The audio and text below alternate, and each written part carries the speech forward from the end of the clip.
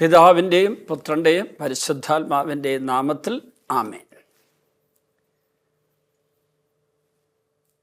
ഇന്ന് നമ്മൾ ധ്യാനിക്കുന്നത് പിശാചിൻ്റെ ഉപദ്രവങ്ങൾ എന്നുള്ള ഒരു വിഷയത്തെക്കുറിച്ചാണ്. പിശാചിൻ്റെ ഉപദ്രവങ്ങളിൽ ഏറ്റവും ആദ്യമായിട്ട് പറയാനുള്ളത്, തുടക്കമായിട്ട് പറയാനുള്ളത് ടെംപ്റ്റേഷൻസ്, ഇംഗ്ലീഷിൽ പറയുന്ന പ്രലോഭനങ്ങൾ എന്നുള്ളതാണ്. എന്താണ് സത്യത്തിൽ പിശാചിൻ്റെ പ്രലോഭനങ്ങൾ? ദൈവത്തിനെതിരായും ദൈവമക്കൾക്കെതിരായും ദൈവിക പദ്ധതിക്കെതിരായും ദൈവിക ക്രമീകരണങ്ങൾക്കെതിരായും ദൈവിക സംവിധാനങ്ങൾക്കെതിരായും ആഗ്രഹിക്കാനും പ്രവർത്തിക്കാനുമായിട്ടുള്ള പിശാചിൻ്റെ ക്ഷണമാണ് ടെംപ്റ്റേഷൻ അഥവാ പ്രലോഭനം. ദൈവത്തിനെതിരെ, ദൈവമക്കൾക്കെതിരെ, ദൈവിക പദ്ധതിക്കെതിരെ, ദൈവിക സംവിധാനങ്ങൾക്കെതിരെ, അങ്ങനെ ദൈവരാജ്യത്തിനെതിരായിട്ടുള്ള ഒരു പിശാചിൻ്റെ ക്ഷണം മനുഷ്യന് പിശാച് നൽകും. എങ്ങനെയാണത് ആ പ്രലോഭനത്തിലൂടെ വീഴുന്നതെന്ന് ചോദിച്ചാൽ, അരുതാത്തതിലേക്കുള്ള ആകർഷണം വഴിയാണ് പ്രലോഭനം തുടങ്ങുന്നത്. അരുതാത്തതിലേക്കുള്ള ആകർഷണം വഴി പ്രലോഭനം തുടങ്ങും. പ്രലോഭകൻ അരുതാത്തതിലേക്ക് നമ്മളെ ആകർഷിക്കുന്നു. ഈ അരുതാത്തത് ആകാം, വേണം എന്ന് നമ്മുടെ മനസ്സിൽ ഒരു ഇച്ഛ, ഒരു ആഗ്രഹം ഉണ്ടാകുന്നു. ആകർഷണം ഇപ്പോൾ ആഗ്രഹമായി മാറി. ആഗ്രഹം തുടങ്ങുമ്പോൾ പ്രലോഭകൻ വിജയിച്ചു തുടങ്ങും. എന്നിട്ട് മനസ്സും ബുദ്ധിയും പഞ്ചേന്ദ്രിയങ്ങളും എല്ലാം കൂടെ ഈ അരുതാത്തതിലേക്ക് തിരിയുന്നു. ഈ അരുതാത്തത് ചെയ്യാനോ അല്ലെങ്കിൽ അത് സ്വീകരിക്കാനോ അത് ആസ്വദിക്കാനോ അനുഭവിക്കാനോ മനസ്സിൽ തീരുമാനമുണ്ടാകുന്ന നിമിഷം പ്രലോഭനത്തിൽ അയാൾ വീണ് കഴിഞ്ഞു. അയാൾ പ്രലോഭനത്തിൽ വീഴുന്നതിന് അതിന് ആ കർമ്മം നടന്നു കഴിയണമെന്നില്ല. അയാൾ പ്രലോഭനത്തിൽ വീഴുന്നത് മനസ്സിൽ ഈ അരുതാത്തത്, ദൈവികമല്ലാത്തത്, അതായത് പൈശാചികമായത്, ദൈവത്തിൻ്റെ പദ്ധതിക്കെതിരായത്, ദൈവമക്കൾക്കെതിരായത്, ദൈവിക ക്രമീകരണങ്ങൾക്കെതിരായ, ദൈവിക പദ്ധതികൾക്കെതിരായത്, ദൈവവചനത്തിനെതിരായത്, ദൈവിക വെളിപാടിനെതിരായത്, അത് ആകാം, വേണം, ചെയ്യാം, സ്വീകരിക്കാം എന്ന് മനസ്സിൽ തീരുമാനം വരുമ്പോൾ തന്നെ അയാൾ ആ പ്രലോഭനത്തിൽ വീണ് കഴിഞ്ഞു. നടപടിയായിട്ടില്ല. നടപടിയാകുന്നതിന് മുമ്പ് തന്നെ പ്രലോഭനത്തിൽ വീണ് കഴിയും. ഉദാഹരണം പറഞ്ഞു കഴിഞ്ഞാൽ, ഒരു വ്യക്തി എന്നോട് പറയുകയാണ്, ഞാൻ കൗൺസിലിംഗ് എന്നപ്പോൾ എൻ്റെ അടുക്കൽ 2 കൗൺസിലേഴ്സ്, ഇവിടെയും മറ്റൊരു ധ്യാന കേന്ദ്രത്തിൽ, മുരിങ്ങൂരും മറ്റൊരു ധ്യാന കേന്ദ്രത്തിലുള്ള 2 കൗൺസിലേഴ്സ് ഒരു കാര്യം അടയാള സഹിതം എന്നോട് പറയുന്നു. ഇന്നതുപോലെ വസ്ത്രമൊക്കെ ധരിച്ച ഒരു സ്ത്രീയെ നീ ഉപദ്രവിച്ചിട്ടുണ്ടോ? ബലാത്സംഗം എന്ന വാക്ക് ഉപയോഗിച്ചല്ല, ഉപദ്രവിച്ചോ ചോദിച്ചത്. അയാൾ അങ്ങനെ ചെയ്തിട്ടില്ല. പക്ഷേ 2 കൗൺസിലേഴ്സ് ചോദിച്ചു. അത് കഴിഞ്ഞ് മൂന്നാമതായിട്ട് എൻ്റെ അടുക്കൽ വന്ന് ഇക്കാര്യം ഒന്ന് എന്താണെന്ന് അറിയാൻ വേണ്ടി ചോദിച്ചു. അച്ഛാ, ഞാൻ അങ്ങനെ ചെയ്തിട്ടില്ല, പിന്നെന്താണ് അങ്ങനെ അവർ ചോദിച്ചത്? 2 പേരും ഒരേ അടയാളമാണ് പറയുന്നത്. ഒരു സ്ത്രീയെക്കുറിച്ച് പറയുന്നുണ്ട്, അതിൻ്റെ അയൽവക്കത്തുള്ളൊരു സ്ത്രീയാണ്.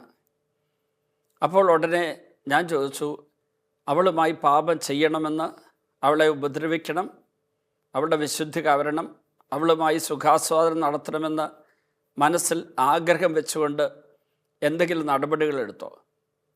അപ്പോൾ കുറച്ചു നേരം ആലോചിച്ചിട്ട് പറഞ്ഞു, അവസരം കിട്ടിയാൽ അങ്ങനെ ചെയ്യുമെന്ന് ഞാൻ തീരുമാനമെടുത്ത് 2-3 വർഷക്കാലം അതിനു വേണ്ട സൗകര്യങ്ങൾ ഒത്തുവരാനും അനുകൂല സാഹചര്യം ഉണ്ടാകാൻ വേണ്ടി ഞാൻ കുറേ നടന്നിട്ടുണ്ട്. ഞാൻ പറഞ്ഞു, അത് തന്നെയാണ് കാര്യം. നീ പ്രവൃത്തി കൊണ്ട് ആ പാപം ചെയ്തില്ല, പക്ഷെ മനസ്സുകൊണ്ട് ആ പാപം ചെയ്തു കഴിഞ്ഞു. മനസ്സുകൊണ്ട് തീരുമാനം വഴി നീ ആ പാപം ചെയ്തു കഴിഞ്ഞു. അവസരം ഒക്കാത്തതുകൊണ്ട് നീ അവിടെ പ്രവൃത്തിയിലേക്ക് പോയില്ലെന്നേ ഉള്ളൂ.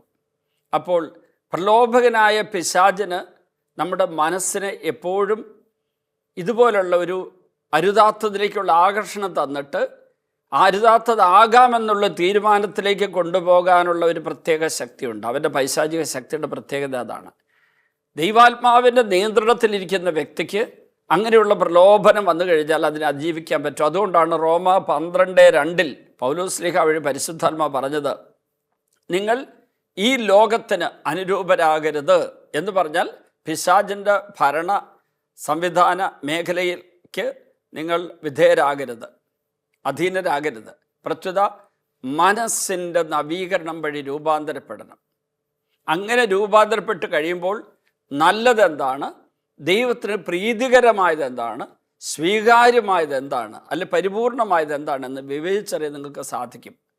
അപ്പോൾ മനസ്സ് നവീകരിക്കപ്പെട്ടതാണെങ്കിൽ, മനസ്സ് അഭിഷേകപൂരിതമാണെങ്കിൽ, മനസ്സ് ദൈവോന്മുഖമാണെങ്കിൽ, ദൈവസ്വരം കേൾക്കുന്ന മനസ്സാണെങ്കിൽ, ആ കേൾക്കുന്ന സ്വരത്തിന് അനുസരണം കൊടുക്കുന്ന മനസാക്ഷിയുള്ള ആളാണെങ്കിൽ, പ്രലോഭകൻ ഇങ്ങനൊരു ആകർഷണം മുമ്പിൽ കൊണ്ടുവച്ചാലും അവിടെ അയാൾക്ക് വിജയിക്കാൻ പറ്റും.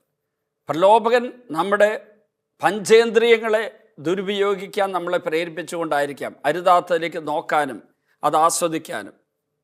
ഇന്നത്തെ കാലത്ത് ഈ സോഷ്യൽ മീഡിയ ഇത്രമാത്രം പൈശാചികത പ്രചരിപ്പിക്കുന്ന ഒത്തിരി മേഖലകൾ സോഷ്യൽ മീഡിയയിലുള്ള ഈ കാലത്ത് നമ്മൾ വളരെയേറെ ശ്രദ്ധാലുക്കളായിരിക്കണം.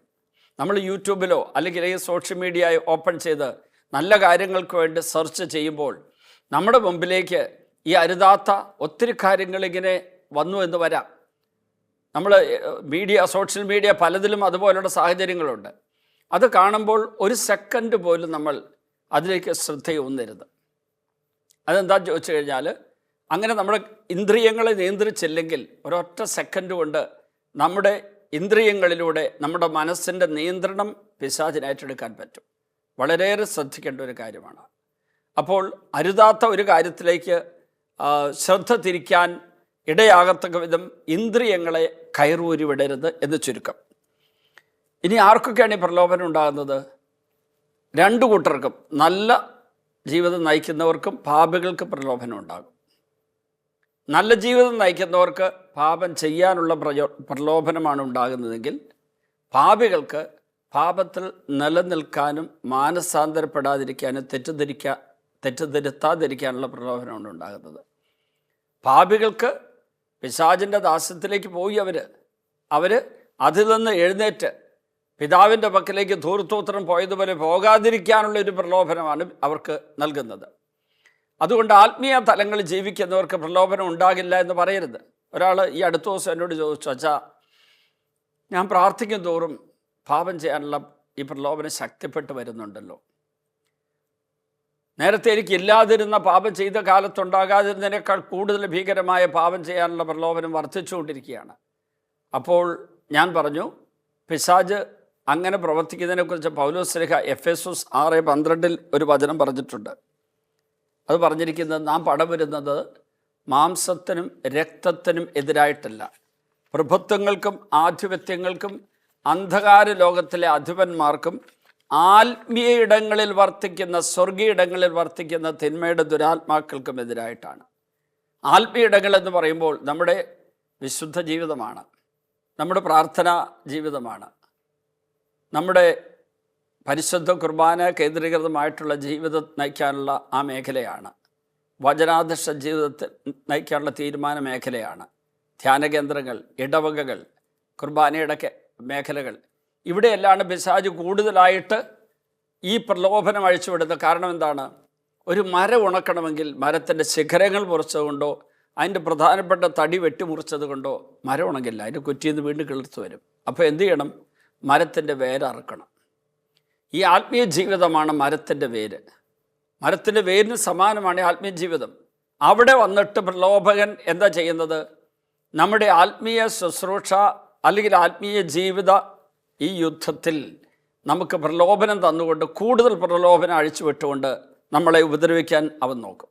അവൻ്റെ ഉപദ്രവം കൂടുന്തോറും നമ്മുടെ പ്രാർത്ഥനയും ആത്മാർത്ഥമായിട്ടുള്ള ദൈവത്തോട് സഹകരണവും അധ്വാനവും വർദ്ധിക്കണം. ആ പ്രലോഭനത്തെ അതിജീവിക്കാനായിട്ട് നമ്മുടെ ജഡത്തോട് നമ്മൾ എപ്പോഴും യെസ് പറയുന്നൊരു സ്വഭാവം ഉണ്ടെങ്കിൽ, ജഡത്തോട് ഇടയ്ക്കിടയ്ക്ക് നോ പറയാനായിട്ട് പരിശീലിക്കാനാണ് ഉപവസിക്കുന്നത്. അതിനായിട്ടാണ് ചില ത്യാഗങ്ങൾ ഏറ്റെടുത്തുകൊണ്ട് പ്രാർത്ഥിക്കാനായിട്ട് ദൈവം നമ്മെ പ്രേരിപ്പിക്കുന്നത്. മുട്ടുകുത്തി പ്രാർത്ഥിക്കുന്നു, കൈ വിരിച്ചു പിടിച്ച് പ്രാർത്ഥിക്കുന്നു, അല്ലെങ്കിൽ അല്പം സഹനം ഏറ്റെടുത്തുകൊണ്ട് പ്രാർത്ഥിക്കുന്നു. എന്തിനാണത്? ഈ പ്രലോഭകനെ അവൻ നമ്മുടെ ആത്മീയ മേഖലയെ തകർക്കാൻ നോക്കുന്നതുകൊണ്ട് അവനെ തോൽപ്പിക്കാനുള്ള ഏറ്റവും നല്ല മാർഗം, ലോകത്തിലൂടെയും ജഡത്തിലൂടെയും അവൻ എന്നിലേക്ക് വരുമ്പോൾ ലോകത്തിലെ സുഖഭോഗങ്ങളോടും ജഡത്തിൻ്റെ സുഖഭോഗങ്ങളോടും എനിക്ക് അനുവദിക്കപ്പെട്ട സുഖങ്ങളോട് പോലും നോ പറഞ്ഞ് ദൈവത്തോടൊരു വലിയ യേസ് പറയാനായിട്ട് നമുക്ക് അത് നമ്മളെ സഹായിക്കും. ഒരു പ്രശസ്തനായ ഒരു എഴുത്തുകാരനോട്, ഞാൻ അദ്ദേഹത്തിൻ്റെ പേര് പറയുന്നില്ല, കാരണം യേശുവിനെക്കുറിച്ച് മോശമായി എഴുതിയ ഒരാളും കൂടി ആയതുകൊണ്ട് ഞാൻ പറയുന്നില്ല. അദ്ദേഹം പറയും, ജഡത്തോടും ലോകത്തോടും നിരന്തരമായിട്ട് നമ്മളെ മാടി വിളിക്കുന്ന ജഡത്തോടും ലോകത്തോടും നമ്മൾ എപ്പോഴും ഇങ്ങനെ നോ നോ നോ പറഞ്ഞുകൊണ്ടിരിക്കണം. എന്തിനാണെന്നോ? ദൈവത്തോടൊരു മഹാ യെസ് പറയാൻ വേണ്ടി എന്ന് പറഞ്ഞു. അപ്പോൾ ദൈവത്തോടുള്ള ഒരു വലിയ യേസ് പറയാൻ ഈ ജഡത്തോടും ലോകത്തോടും നമ്മൾ നോ പറയുമ്പോൾ അങ്ങനെയാണ് പ്രലോഭകനെ അതിജീവിക്കേണ്ടത്. നമുക്ക് പ്രാർത്ഥിക്കാം. കർത്താവേ, പ്രലോഭകൻ്റെ എല്ലാ പ്രലോഭനങ്ങളെയും എതിർത്ത് തോൽപ്പിക്കാൻ സാധിക്കുന്ന വിധത്തിലുള്ള ആത്മീയ ശക്തി കൊണ്ട് ഞങ്ങളെ നിറയ്ക്കണം. ഈ നോമ്പ് കാലത്ത് പരിത്യാഗ പ്രവൃത്തികളിലൂടെ, ഉപവാസത്തിലൂടെ, അതുപോലെ സഹനങ്ങൾ ഏറ്റെടുത്തുകൊണ്ട് എൻ്റെ ജഡത്തെയും ലോകത്തെയും നിയന്ത്രിക്കാൻ എന്നെ പഠിപ്പിക്കണമേ. ജഡത്തെ നിയന്ത്രിച്ച് ലോകത്തിലൂടെ വരുന്ന തിന്മകളെ അതിജീവിച്ച് അങ്ങിൽ എത്തുവാനും അങ്ങിൽ വളരുവാനും എന്നെ സഹായിക്കണമേ. പിതാവിൻ്റെയും പുത്രൻ്റെയും പരിശുദ്ധാത്മാവിൻ്റെയും നാമത്തിൽ ആമേൻ.